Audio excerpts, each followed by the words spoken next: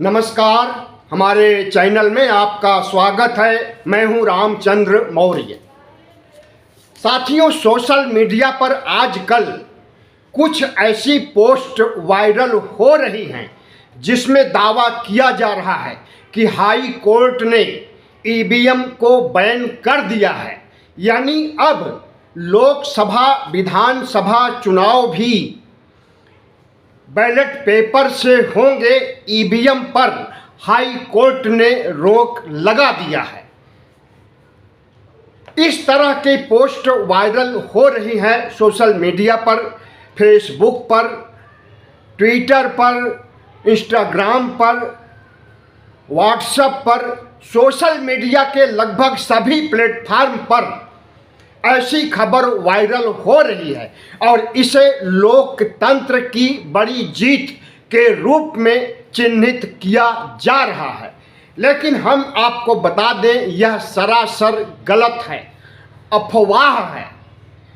एक पैसे की भी सच्चाई इसमें नहीं है। ईवीएम पर ऐसा कोई फैसला सुप्रीम कोर्ट या हाई कोर्ट ने नहीं दिया है जिसमें विधानसभा और लोकसभा चुनाव के दौरान बैलेट पेपर से चुनाव कराए जाए। हुआ यह है कि हरियाणा और पंजाब हाई कोर्ट ने हरियाणा और पंजाब के पंचायत और निकाय चुनाव के लिए ईवीएम पर रोक लगा करके बैलेट पेपर से चुनाव कराने की बात कही है। लेकिन इसे तिल का ताड़ बना दिया गया है और जिस तरह से लोकतंत्र की जीत, विपक्ष की जीत कहा जा रहा है, सरासर गलत है। भारतीय जनता पार्टी और चुनाव आयोग को खलनायक ठहराया जा रहा है, विपक्ष की बड़ी जीत बताई जा रही है।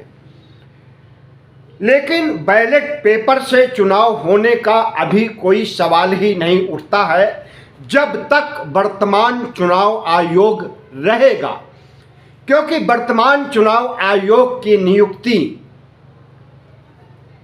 पीएम मोदी और अमित शाह ने किया है। राहुल गांधी का इसमें कोई रोल नहीं है।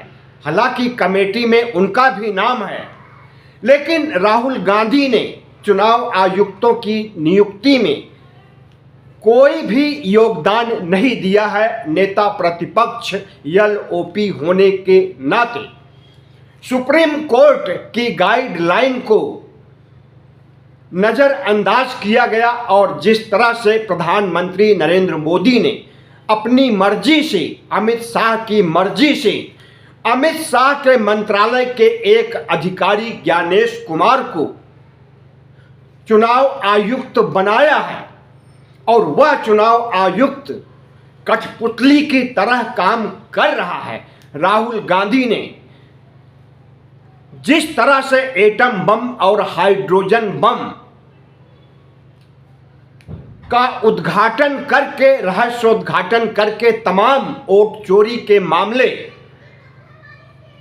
टीवी के पर्दे पर लाए, लेकिन चुनाव आयोग की तरफ से कोई भी जवाब नहीं आया। तो वर्तमान चुनाव आयोग जब तक है तब तक उम्मीद मत कीजिए कि बैलेट पेपर से चुनाव होंगे।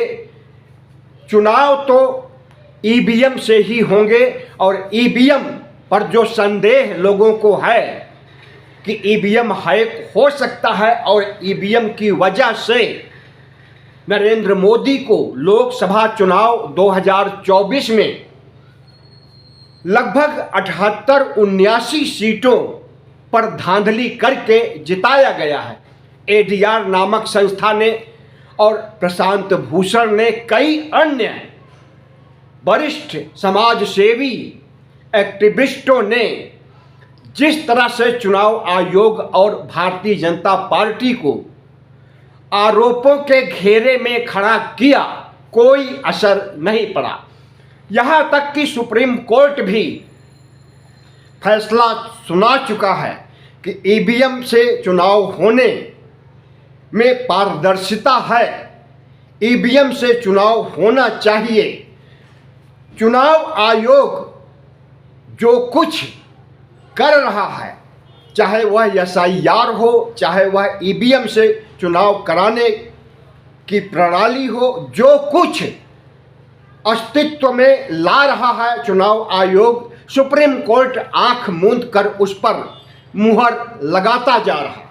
और जिस तरह से सुप्रीम कोर्ट ने कहा पिछले दिनों बंगाल चुनाव से पहले कि अगर आपका नाम एसआईआर में वोटर लिस्ट में नहीं है तो अगली बार चुनाव दीजिएगा, चुनाव में भाग लीजिएगा, वोट दीजिएगा, तो सुप्रीम कोर्ट के इस रवैये से लग गया कि न सिर्फ चुनाव आयोग भारतीय जनता पार्टी की शाखा बन गया है, बल्कि सुप्रीम कोर्ट भी, हाई कोर्ट भी भारतीय जनता पार्टी को फायदा पहुंचाने के लिए फैसले दे रहा है।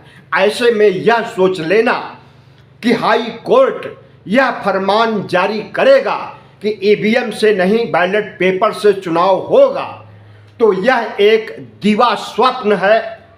और सोशल मीडिया पर जो प्रचार चल रहा है या दुष्प्रचार चल रहा है उसे बंद किया जाना चाहिए। और अगर आपको भरोसा हमारी बातों पर नहीं है तो आप XAI ग्रोक से बात कर लीजिए, GPT चैट से बात कर लीजिए, और तमाम अन्य स्रोत हैं, गूगल से भी आप इंक्वायरी कर सकते हैं। जो बातें मैं बता रहा हूँ वही बातें सूचना के ये स्रोत भी बताएंगे। ईवीएम हैक हो सकता है और हैक करके दिखाया भी गया है, और वीवीपैट जिससे कि पारदर्शिता बढ़ती है कि जिसको आपने वोट दिया है उसी को वोट गया है, दूसरे किसी पार्टी को वोट नहीं गया है। आपने अगर कांग्रेस को वोट दिया है तो वीवीपैट पर उसकी फोटो आ जाएगी और स्लिप आ जाएगी, लेकिन यह सुविधा सिर्फ 5% ईवीएम पर उपलब्ध है। बाकी 95% पर खूब धांधली कीजिए, सुप्रीम कोर्ट ने खुली छूट दे रखी है। तो चुनाव आयोग वर्तमान चुनाव आयुक्त के रहते हुए, ज्ञानेश कुमार के रहते हुए, आप यह कतई नहीं उम्मीद कीजिए कि बगैर ईवीएम के चुनाव होंगे। और बैलेट पेपर से चुनाव, जो निकाय चुनाव, पंचायत चुनाव होते हैं, उसमें भारतीय जनता पार्टी की बड़ी हार हो रही है। ऐसा कई राज्यों में हुआ, पंजाब में भी हुआ, हरियाणा में भी हुआ, तमिलनाडु में भी हुआ, केरल में भी हुआ। जिन जिन राज्यों में, विपक्ष के जिन जिन राज्यों में बैलेट पेपर से निकाय चुनाव हुए हैं, सब में भारतीय जनता पार्टी की हार हुई है। और हार ही नहीं, बुरी हार। ऐसे में अगर 6 जून को काकरोच जनता पार्टी मोदी सरकार के खिलाफ आंदोलन कर रही है, जंतर मंतर पर, सड़क पर उतर करके छात्रों, युवाओं, बेरोजगारों की समस्याओं को लेकर के, और चुनाव आयोग भी उसके निशाने पर है, सुप्रीम कोर्ट भी उसके निशाने पर है।